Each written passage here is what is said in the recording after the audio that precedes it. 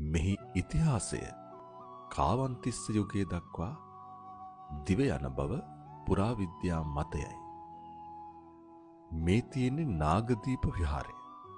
නාගදීපය කිව්වහම එකවරටම ඔබට මතක් වෙන්නේ යාපනයේ නයනති වූ දූපත හෙවත් වත්මනෙහි නාගදීපය කියලා හඳුන්වන ඒ පුණ්‍ය භූමියයි. ඔබ දන්නවද මහියංගන නාගදීපය ගැන?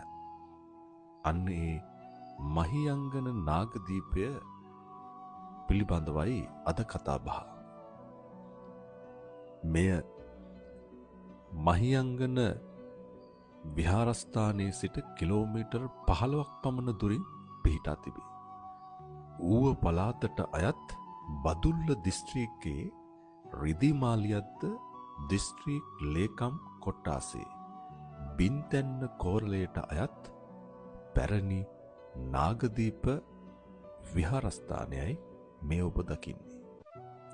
ගුප්ත බවකින් යුතු අමුතුම හැඟීමක් දනවන ඉතා සුන්දර ස්ථානයක් ලෙසද ඓතිහාසික වැදගත්කමකින් යුතු ස්ථානයක් ලෙසද මහියංගන නාගදීපය අපට හඳුන්වා දිය හැකිය.